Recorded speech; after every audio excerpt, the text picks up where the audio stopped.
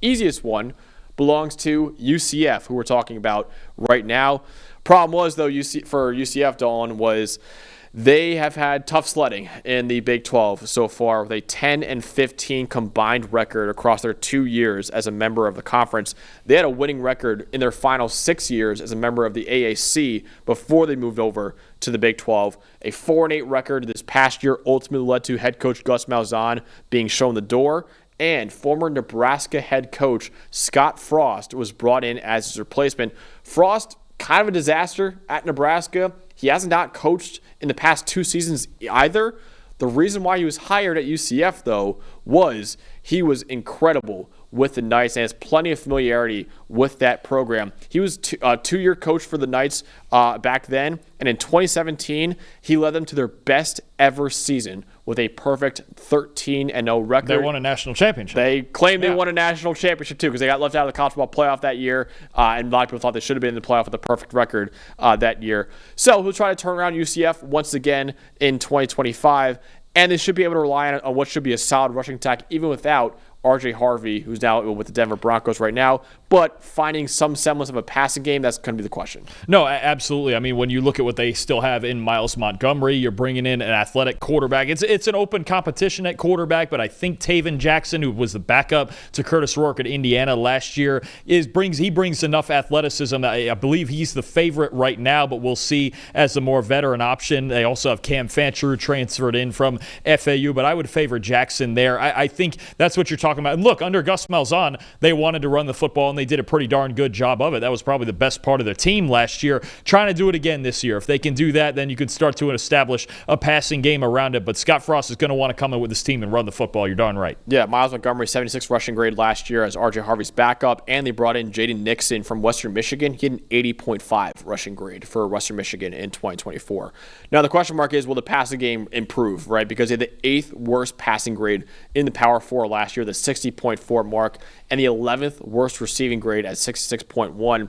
They do have brand new starters at quarterback, wide receiver, and tight end, all of them coming in from the transfer portal, but none of them were really high-impact players at their previous schools either. So it really is kind of the question mark right now. And Dawn, Taven Jackson, who played a lot at Indiana actually before 2024, what should we know about him as probably the new starting quarterback for UCF? Yeah, he's got 6 career starts under his belt, and in a couple of high-leverage moments for Indiana last year when Curtis Rourke got hurt, especially the start he made against Washington, played solid football, right? He can function. I believe he was a former 4-star recruit. His dad was an NFL player. His brother is currently an NBA player, Trace Jackson Davis. So when you're looking at Taven Jackson, the athletic talent and the arm talent are both there. It's a matter of a lack of experience. Again, only 6 career starts, and reeling down that arm sometimes. He's got a strong arm that can sling it deep down the field, but the accuracy can be an issue. He throws balls over the middle high a bit. A lot of times when he misses high, which has led to a 5.6% turnover-worthy play rate in his career. If he can improve his ball security and his accuracy, then you're talking about an athletic player who can do some things for you. But you're talking about now, okay, A, is he the starter? Is he going to win this job? Right now, he's the favorite. He's got to win the job first. And then B, he hasn't done it really on a week-to-week basis at all outside of a handful of starts at Indiana. So I think what you're talking about with him is potential, a lot of athletic potential, and that's something good to bank on. But this quarterback situation really is kind of a mystery right now, and we were assuming it's Taven Jackson. Ja'Curry Brown is returning from last year's team.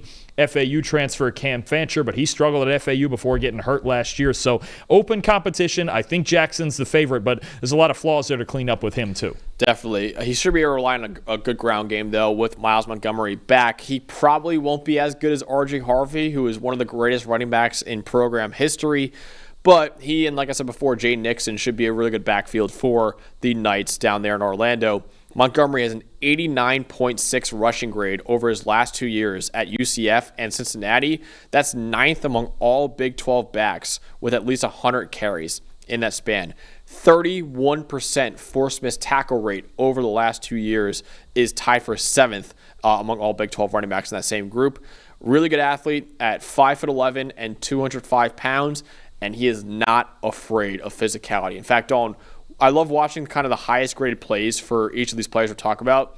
just kind of get a feel of what they can be and how good they can be as players. One of his highest grade plays was a pancake block he threw for another player running in for a touchdown. So he's a very physical player, Miles Montgomery is.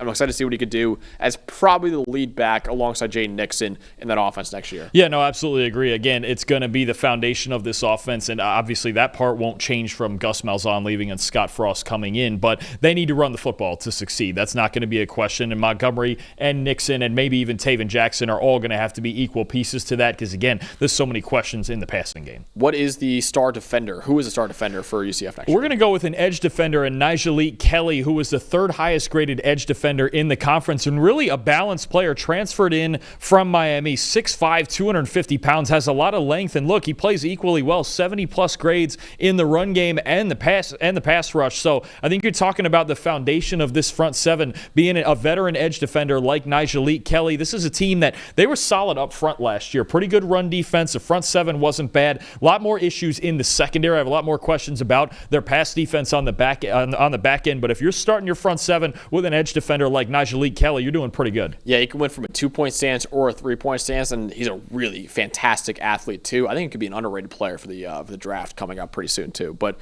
let's look at UCF, Dalton. What is their win total right now? Set at 5.5. So basically, will they make a bowl game under Scott Frost in his first year back with the UCF Knights, or will they miss one once again?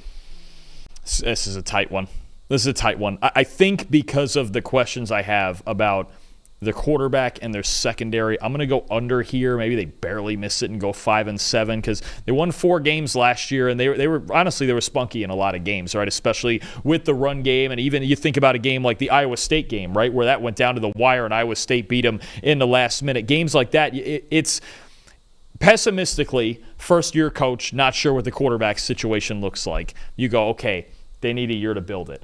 Optimistically, you go, okay, they weren't that far from a bowl appearance last year, and their quarterback situation was a train wreck last year. So I think I'm going to go under. I think Scott Frost is going to take year one to really evaluate this program. And the fact that of all these teams, outside of maybe one or two others, maybe Oklahoma State, UCF's a team where I'm just really not sure about their quarterback situation, and that's tough to overcome. Yeah, them and BYU, too, I'll put up there. Yeah. But yeah, I think that's a big question mark for me. I'm going under, too. It's a soft under. I think they can make a bowl game. Scott Frost was very successful at UCF, but I just think, they got to get a little more balanced offensively. They probably should be able to rely on that run game next year, but that passing game I still have a lot of questions about right now. So I'll go with soft under, and they just missed out on making a bowl game, but this should be probably a little bit better than the record that they had last year too. So I'm going to go soft under and maybe like a 5-7 year for UCF going into next year.